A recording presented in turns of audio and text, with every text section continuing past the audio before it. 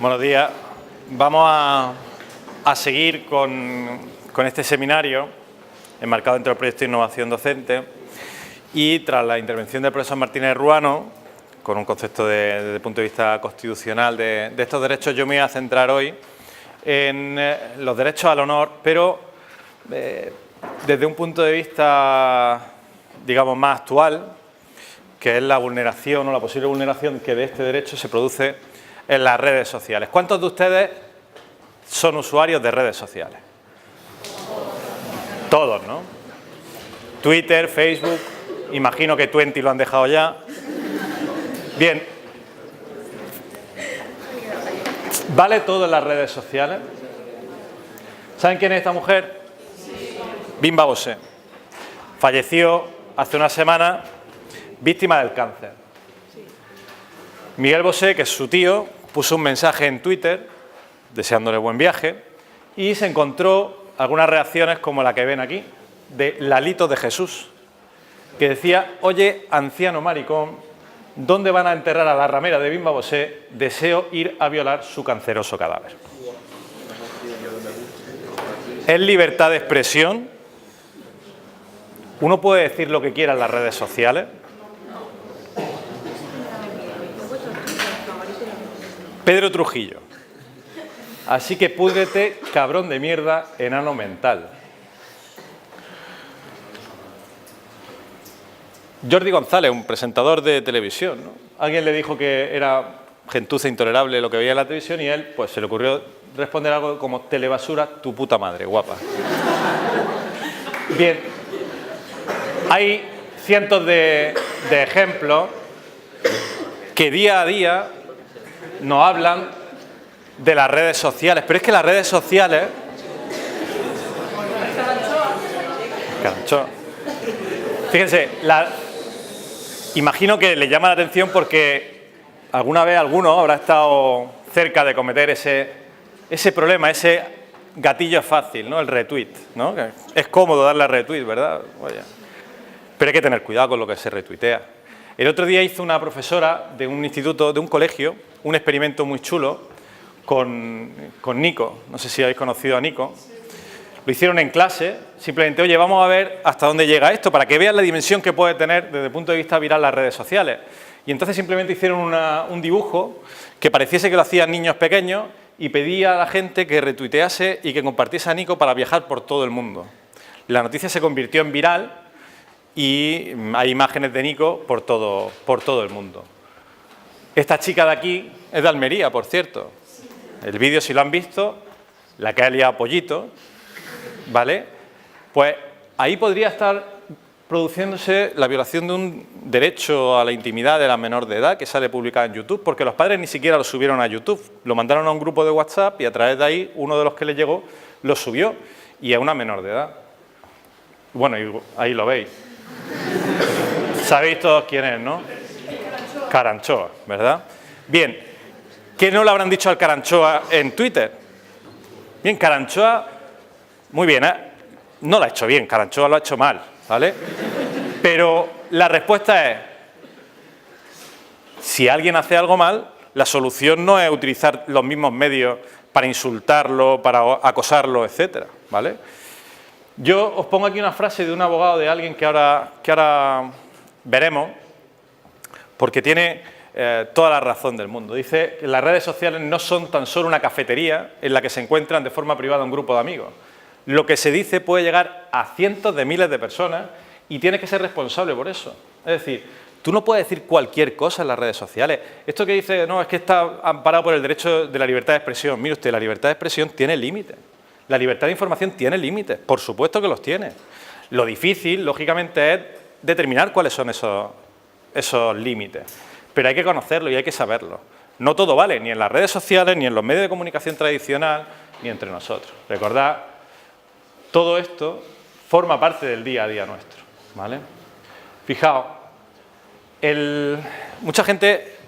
Nosotros nos vamos a centrar en el derecho al honor. No voy a entrar mucho en el concepto porque el profesor Martínez Ruano ya lo ha hecho y lo ha hecho muy acertadamente además. Pero fijaos, en España, bueno, ni siquiera en España, en todo el mundo, la protección del honor o el derecho al honor era algo, digamos, como uno de los derechos más sagrados que una persona tenía, especialmente hace años. Esta es una historia real. Dos ciudadanos norteamericanos se enfrentaron en un duelo porque uno había vulnerado o entendía que había difamado al otro. Bueno, el que participó en el duelo era vicepresidente de los Estados Unidos, no era, quiero decir, era un vicepresidente de los Estados Unidos. Y aquí en España, la primera sentencia que hubo relativa al derecho al honor fue la conocida como el fraile de Totana, ¿vale? Totana es un pueblo de Murcia, cerca de aquí, en la que ABC, y esta es una portada de la época, en el año 1912, el diario, fijaos, el diario ABC recogía una noticia de un periódico de Madrid. Simplemente la copiaba, como el que coge de una agencia de noticias y lo que hace es copia y pega. Básicamente lo que vendría a ser en este caso un retweet o un compartir. Y era una noticia que decía que un fraile se había ido con una de las alumnas, se había escapado con una de las alumnas de su colegio, que era menor de edad, y que además había matado a uno de los familiares de esta alumna durante la huida. El fraile demandó a ABC, no demandó al que puso la noticia originaria, sino demandó al que compartió la noticia, al que la publicó también, porque había vulnerado su honor. Y efectivamente, el Tribunal Supremo condenó al periódico a indemnizar por el daño moral que se le había causado al fraile en este caso. Fijaos, sobre la protección constitucional, lógicamente, no voy a entrar, pero sí distinguir brevemente los dos derechos a los que estamos haciendo mención en estas clases. No es lo mismo la libertad de información que la libertad de expresión. La libertad de información hace referencia a la de transmitir hechos veraces. Porque, claro, si yo transmito una información y esa información no es cierta, podría vulnerar el honor de alguien. Es decir, si mañana sale el periódico y dice Ramón Herrera mató ayer a un alumno porque no le hacía caso en el seminario, es mentira. No se ampara por la libertad de información. Estamos hablando de una vulneración del derecho al honor, porque lo que dice usted es falso. Pero ¿y si yo le digo que un medio de comunicación publica que Ramón Herrera se quedó con fondos públicos y resulta que el medio de comunicación hace mención a un informe de la policía en la que decía se oye a un tal Ramón Herrera en una conversación telefónica diciendo que se queda con dinero de la universidad? ¿Estaría vulnerando mi derecho al honor o el medio de comunicación habría actuado de manera suficientemente diligente como para entender que lo que decía no es cierto, pero tampoco vulnera el honor? Pues ese es el eterno problema, porque la veracidad la entienden nuestros tribunales no como el hecho objetivo de que lo que se transmita sea verdad, sino como que se haya tenido la diligencia suficiente para contrastar, para comprobar si era verdad o no era verdad. Un caso de una periodista de televisión española que le pasó algo muy similar. Resulta que había unas escuchas telefónicas en el ámbito de la operación Púnica y se decía el nombre de esta periodista y se publicó en varios digitales que la periodista estaba implicada en el caso Púnica. ¿Y por qué estaba implicada en el caso Púnica? Porque un informe de la Guardia Civil decía y se oye hablar a María Hernández, que debe ser la periodista de televisión española. Entonces los medios de comunicación publicaron que María Hernández formaba parte de la operación Púnica. Y no era ella, era simplemente que en la transcripción los policías se habían equivocado. Bien, en ese caso, fíjense, no condenaron a los medios de comunicación por vulnerar el honor, porque decía que habían tenido la diligencia suficiente, aunque luego no hubiese sido cierto. Yo entiendo en este caso que aunque efectivamente debamos proteger la libertad de información, lo que sí habría que exigir es una rectificación. Es decir, aunque no sea una indemnización económica, al menos sí que tendrían que quedar obligados a rectificar esa información. Y luego está la libertad de expresión, a la que ya ha hecho referencia también el profesor Martínez Ruano, que ya es, digamos, la emisión de un juicio, de una opinión que difiere lógicamente de eso. Claro, muchas veces hablan de ponderar, digamos, ¿qué derecho tiene prioridad? Es decir, vamos a ponderar. No, mi opinión es que no hay que ponderar, es que hay límites y la libertad de expresión llega hasta donde llega. que es, como dice la propia Constitución española, hasta la protección de esos derechos al honor, a la intimidad de la propia imagen. Otra cosa es conocer ese límite. Pero un insulto no está amparado por la libertad de expresión. No es que en la ponderación el derecho al honor venza a la libertad de expresión. Es que el insulto no forma parte del derecho a la libertad de expresión.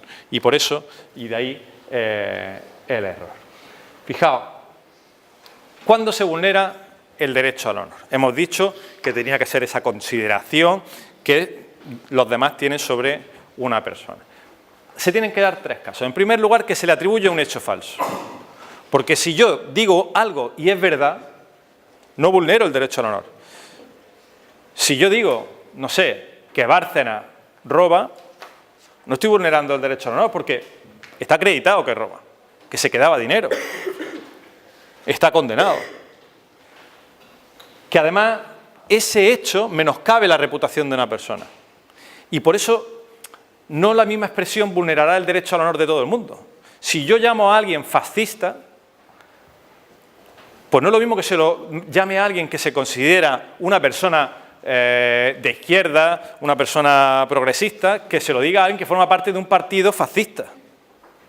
Una misma expresión puede vulnerar el derecho al honor de una persona, pero no de otra. Y ahí la importancia. Y el tercero, y el que más relación tiene luego con lo que vamos a estudiar, es la difusión pública de ese hecho. La difusión pública a través de cualquier medio, en una conversación con varias personas, a través de WhatsApp, por redes sociales, toda esa comunicación, toda esa difusión puede ser objeto de vulneración del derecho al honor. Fíjense, este señor a ustedes no les suena absolutamente de nada, ¿verdad? No saben ni quién es, ni tienen por qué saberlo, además. Yo lo supe cuando estudié el tema. Se llama Lord McAlpine. Bueno, este señor fue asesor de Margaret Thatcher. Margaret Thatcher, eso sí lo saben, seguro, fue la primera ministra del Reino Unido durante una década. Bien, pues fíjense, medios británicos de la legitimidad de la BBC, del Daily Telegraph, etcétera, publicaron que este señor había abusado sexualmente de menores de edad. ¿Vale? Esa noticia de la BBC fue retuiteada 9.000 veces. Esa noticia fue citada 1.000 veces en Twitter, solamente en Twitter. Bien, resulta que la persona que había sido mencionada, Lord McAlpine, tuvo que salir en reiteradas ocasiones a decir que él no tenía absolutamente nada que ver, que él no había estado nunca en el hotel cerca de Wrexham, que nunca había tenido o había sido propietario de un Rolls Royce, que nunca había tenido nada que ver, es decir, nunca había tenido una tarjeta, es decir, tuvo que salir a negar todas esas afirmaciones que se hacían. Y fijaos, esta fue la persona que lo incluyó. ¿Y qué fue lo que dijo? Que se disculpó porque había cometido un error y no era Lord McAlpine al que se refería a otra persona. Pero la difusión del hecho ya se había producido. Y se había producido en las redes sociales. ¿Qué hacemos ante eso? Bueno, pues ¿sabéis lo que hizo Lord McAlpine? Demandar a los 10.000 tuiteros que habían puesto o que habían compartido esa noticia. 10.000. Uno tras otro. ¿Qué hacemos? ¿Condenamos a todo el que le da el retweet? Yo no sabía la verdad. Claro. Por eso, lo que yo les voy a intentar aquí explicar, dar mi opinión sobre en qué caso responde el que pone el mensaje, en qué caso responde el que comparte el mensaje y en qué circunstancias tendrá que repararse o cómo tendrá que repararse ese honor. No es lo mismo que... ¿Tu nombre era? ¿Cómo? Marta. Que Marta ponga en su Twitter cuántos seguidores tiene. No sé, 60, 100, 200. 200. Imaginemos que Marta pone, me insulta en sus redes sociales con 200 seguidores. Claro, que si el que me insulta es Justin Bieber, que tiene, no sé, 26 millones de seguidores, claro, el problema es mayor, ¿o no? El daño, lo que comete el daño es el mismo, el insulto es el mismo, pero la difusión del daño es mucho mayor. Luego, no puede ser uno castigado igual de una manera que de otra. Por lo tanto, lo que tendremos que tener en cuenta es que si Justin Bieber me insulta a mí, Justin Bieber tendrá que responder. Pero, ¿y el que retuitea a Justin Bieber? ¿Por qué no? Porque me está insultando. Que no sabe la verdad, pero sí sabe que llamar a alguien hijo de puta es un insulto, ¿o no? Sí, pero hay fans que están muy locos. Eso sí es verdad, por Justin. Pero mi pregunta va más allá. Fijaos, si yo les digo a ustedes que no es lo mismo compartir o retuitear un insulto que compartir o retuitear una noticia. Porque si yo comparto una noticia de un medio de comunicación, debo creer que está amparado por el derecho a la libertad de información. Debo creer que el medio de comunicación ha cumplido con la diligencia de demostrar esa información. Este es el abogado de Lord Michael Pye. Bueno, vamos entonces a dividir esta responsabilidad en los distintos agentes que pueden formar parte de estas circunstancias. En primer lugar, los usuarios de redes sociales. Bueno, yo entiendo que sea cual sea la circunstancia, cualquier usuario que incurra en una de las circunstancias, o en las tres circunstancias, mejor dicho, de las que hemos mencionado anteriormente, da igual que lo ponga en Twitter o lo ponga en un medio de comunicación o en su Facebook o donde le dé la gana, vulnera el derecho al honor. Fijaos, este es un tuit simulado, pero real, que puso un concejal del Ayuntamiento de Pamplona referido a Uxue Barco. Uxue Barco es la actual presidenta de la Comunidad Foral de Navarra. En aquel momento era concejal en la oposición en Pamplona. Y dijo: Uxue Barco distrae a los periodistas llegando tarde. Es inmoral aprovecharse así de cualquier cosa. ¿Saben de qué decía que se estaba aprovechando? Del cáncer. Uxue Barcos tenía cáncer y venía de una sesión de quimioterapia y fue directa al pleno. Y un concejal dijo que lo que estaba haciendo era dar pena, utilizar su enfermedad para beneficiarse desde el punto de vista político. Uxue Barcos demandó a este concejal y el juez lo condenó a pesar de que tenía 13 seguidores en Twitter. 13.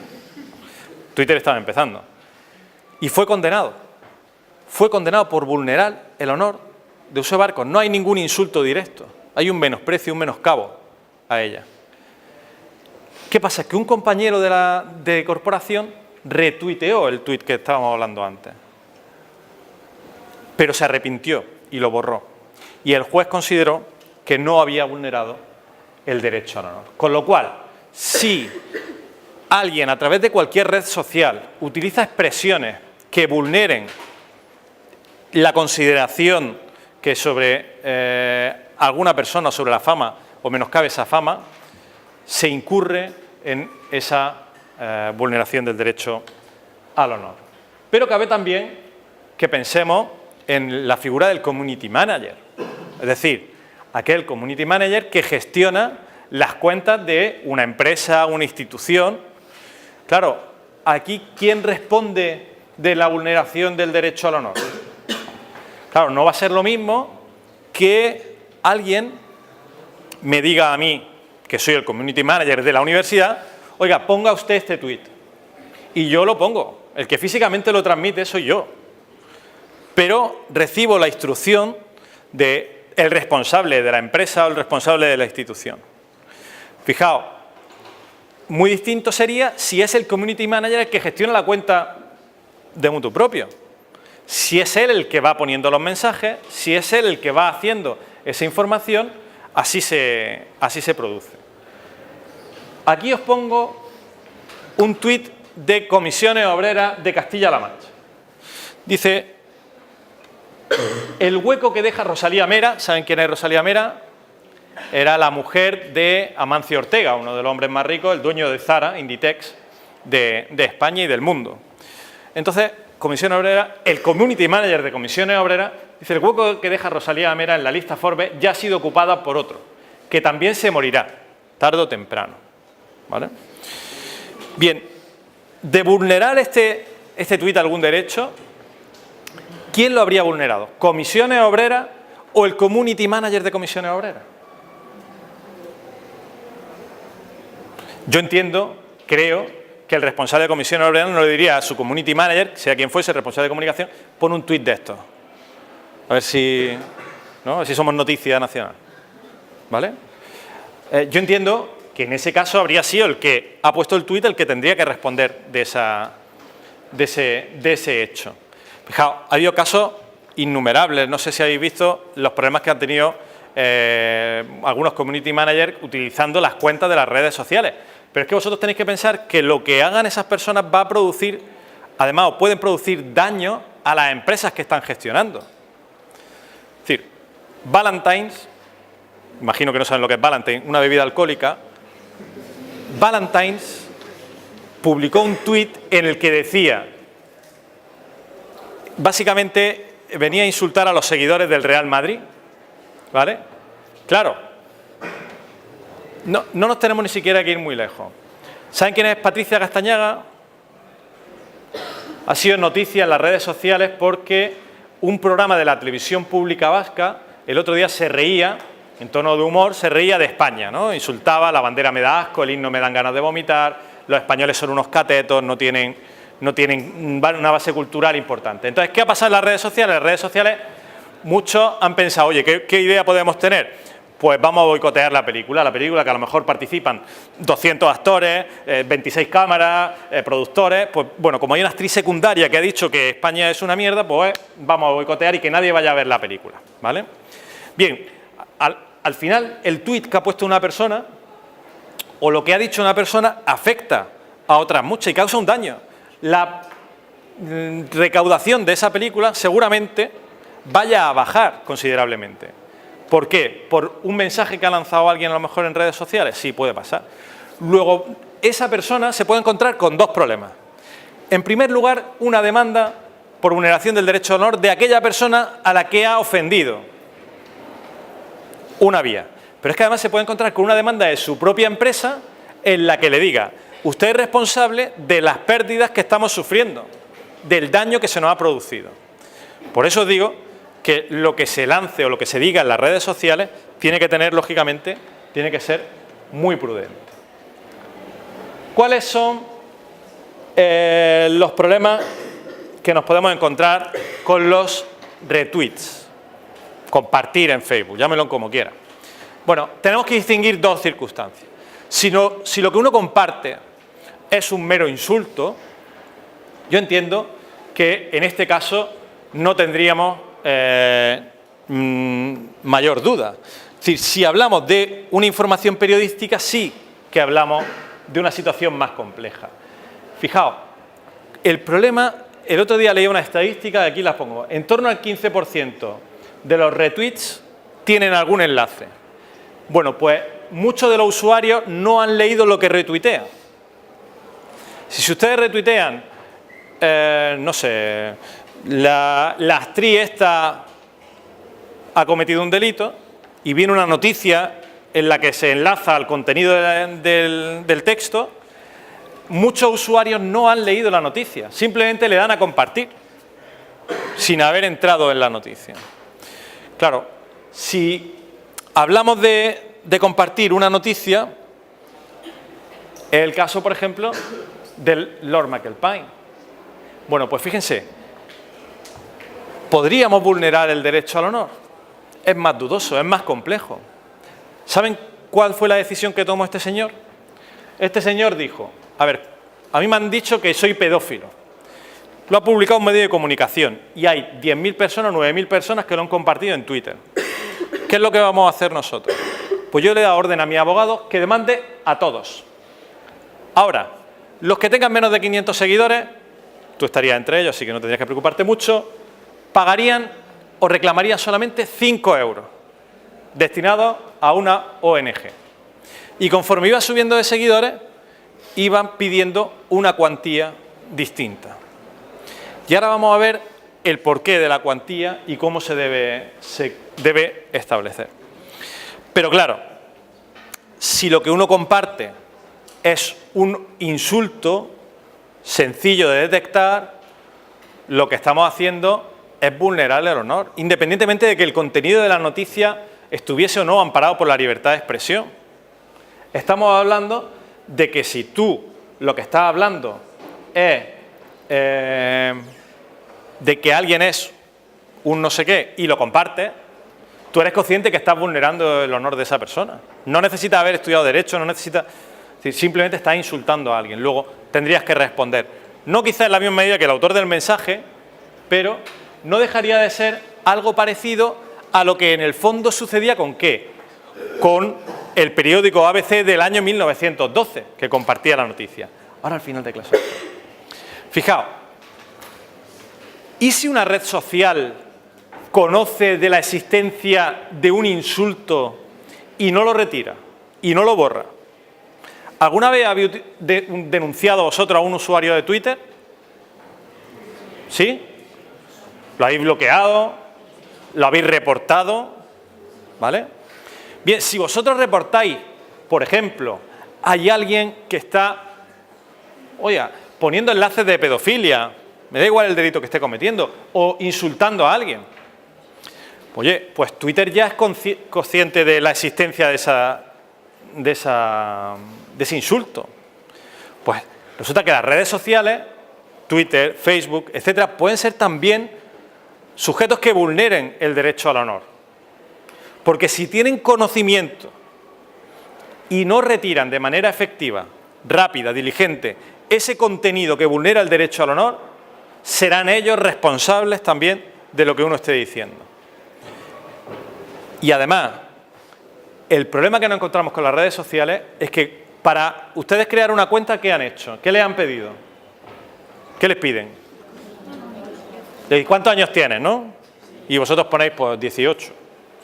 Como si ponéis 36, ¿no? Quiero decir, ¿quién limita eso? ¿Quién impide que un niño de 12 años coja el móvil a su madre y cree una red de Twitter? Crea un perfil, un usuario, nadie. Y, oye, seguramente no lo conocéis. ¿Sabéis lo que es el Informer? ¿Sabéis lo que es el Informer? Pues ya estáis en primero, ya estáis en el segundo cuatrimestre, deberíais ir informando. El Informer es un perfil que existe en la mayoría de universidades españolas, en las que los usuarios lo que le dicen son mensajes privados, se lo mandan por privado, mi profesor de civil no tiene ni idea. Y entonces el Informer lo cuelga y así garantiza el anonimato del que lo dice. Es decir, hay múltiples mensajes. Claro, esos también están incurriendo en esa vulneración del derecho al honor, pero claro, ¿quién es el usuario que hay detrás del Informer? No es Ramón Herrera, no sabemos quién es. ¿Quién lo sabe? La red social. Pero no te da los datos, ¿por qué? Amparándose en la privacidad. Pero ¿y si está vulnerando el derecho al honor y no me da los datos? ¿A quién le reclamo yo que retire el contenido? ¿Al usuario anónimo o se lo reclamo a la red social? Y si no lo retira, pues si no lo retira, incurrirá en ese derecho. Ahora, no es lo mismo exigir que retire una denuncia que exigir que retire, perdón, un insulto, que exigir que retire una noticia. Porque claro, la noticia no tiene por qué saber la red social si es verdadera o es falsa, si vulnera el derecho al honor o no. Porque en ese caso de la noticia tendrá que esperar la existencia de una sentencia o de una notificación en la que se acredite que hay vulneración del derecho al honor. En cambio, en un insulto no hay que esperar. ¿Por qué hay que esperar? No hay que esperar. Son circunstancias, lógicamente, distintas. Pero también cuando hablamos de redes sociales me estoy refiriendo a WhatsApp. Fijaos, este es un caso muy paradigmático. Resulta que hay un mensaje que circula por WhatsApp, si no me equivoco es en Logroño, en La Rioja, en la que se corre un bulo. ¿Vosotros habéis oído hablar de las fake news? Esto que aparece ahora, el profesor Martínez Bruno de vez en cuando me manda alguna, la televisión rusa que dice que estaban acorralando, rodeando Polonia, ¿no? Para invadirla, ¿no? Por ejemplo. Son noticias falsas, que no son verdad, son bulos, que mucha gente comparte en Twitter y en redes sociales sin saber. Esta mañana una amiga mía en Facebook ponía: el pederasta más peligroso del mundo está en libertad. Y yo veía quién ponía la noticia y digo, madre mía, como no sea verdad. Como no sea verdad y el tío este aparezca y diga, oye, que yo no soy pederasta y me aparece aquí mi foto, te metes en un lío. No solamente el que ha publicado la noticia, sino el que le está compartiendo. No se puede compartir cualquier cosa de con esa alegría. Hay que tener cierta prudencia. Pues fijaos, un bulo recogido en WhatsApp. Dice, hola, ayer me enviaron un mensaje avisándome de que el dueño del nuevo Chiquipar de Las Cañas había cumplido condena por pederastia. Sé que es fuerte y difícil de creer, pero es verdad. He comprobado por dos fuentes distintas, fiables de todo, que una de ellas es la policía que conozco y me lo ha confirmado.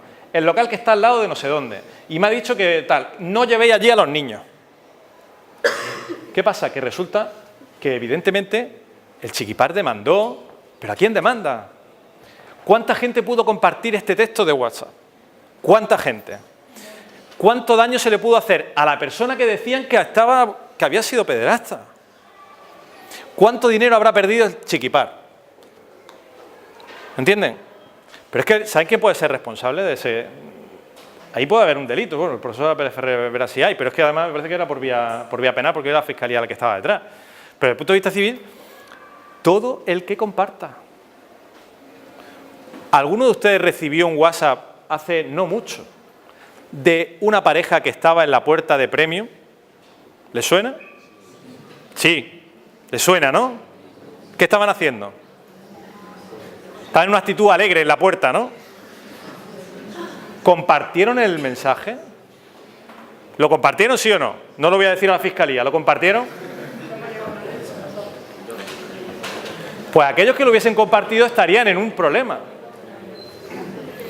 Están vulnerando la intimidad, aunque claro, en este caso, fijaos, una sentencia de 26 de diciembre de 2014 del juzgado número 3 de Jaén, que condena a un joven por compartir en un grupo de WhatsApp un vídeo íntimo de una chica al entender que tuvo la voluntad e intencionalidad de vulnerar la intimidad de esta. El que compartió, no el que lo grabó, el que compartió. Ahora, la dificultad ¿dónde radicará? En encontrar a todos aquellos que compartieron ese vídeo. Un caso aún más lacerante.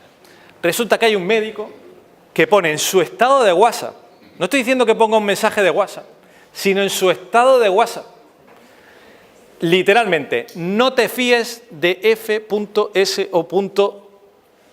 en su estado de WhatsApp, condenado por vulnerar el derecho al honor. Quizás sea esto algo excesivo, pero el estado de WhatsApp también puede ser objeto de vulneración del derecho al honor de alguien. ¿Por qué? Porque es un estado público. La gente lo lee, lo conoce. Por lo tanto, eso sí que tiene un problema. Y ahora, ¿cómo se repara ese daño? Claro, la reparación del daño, ¿en qué consiste? La reparación del daño consiste en intentar reponer, desde el punto de vista civil, intentar reponer la cosa en el estado anterior. Pero claro, en el estado anterior es muy difícil, porque si yo he puesto un mensaje de Twitter que ha sido retuiteado en 1 millón de ocasiones, o en 50.000, a ver cómo le explico yo a los 50.000 que han leído que yo soy un pederasta que no lo soy. Bien, ¿cómo están actuando los juzgados en este caso? En primer lugar, tiene que rectificar. ¿Y qué hacen? Obligan a publicar la condena en la misma red social en la que se ha vulnerado el honor. Es decir, si usted ha puesto un mensaje en Twitter insultando en este caso, por ejemplo, el caso más famoso, al portavoz de Facua, Luis Pineda, por cierto, que estaba en la cárcel ya, un tuit en el que lo insultaba, el juez lo condena y le dice que durante 30 días a las 10 de la mañana tiene que poner un tuit en el que diga que ha sido condenado por vulnerar el honor de ese señor y poner un enlace a la sentencia. 30 días. Eso, digamos, sería la versión o la vía para reparar el honor desde el punto de vista social. Pero luego hay un daño moral, que se ha causado un daño a esa persona que lo ha sufrido. ¿Y eso cómo es? Hablamos de dinero, desde el punto de vista económico. Y en este caso tenemos que ver lo que antes os decía. No es lo mismo que tenga usted un seguidor que tengas 20.000 seguidores. En este caso, ¿en qué nos basamos? Bueno, nos basamos en 3 criterios diferentes. En primer lugar, el número de usuarios que hayan podido leer la información potencialmente. Es decir, si yo pongo un tuit y tengo 10.000 seguidores, pues 10.000 personas es la difusión que podría haber llegado a tener, que podrían haberlo leído. Eso es lo que están haciendo algunas audiencias provinciales. Otras audiencias provinciales dicen, no, eso es demasiado general. Claro, la cuantía, cuanta más gente, sube. Pero eso es demasiado general. Solamente aquellos que interactúen con el mensaje que se publica. Es decir, cuántos me gusta tiene, cuántas veces ha sido retuiteado, cuántas veces ha sido compartido, etcétera. Pero eso tampoco es real, porque está diciendo cuántos han participado o han sido activos con ese mensaje, no cuántos lo han leído. Lo importante al final es el alcance real. Y el alcance real ya es posible conocerlo. Si vosotros ponéis un tuit, podéis poner la actividad de ese tuit y conocéis cuántas personas lo han visto, lo han leído. Y si ponéis un vídeo en Facebook, sabéis cuántas veces se ha reproducido ese vídeo. Ya sí puede uno conocer la estadística, el alcance real en este caso, de la vulneración al derecho al honor. Y eso es realmente lo que interesa a la hora de establecer una indemnización económica. Y con esto, pues terminamos el derecho al honor en las redes sociales. Muy bien.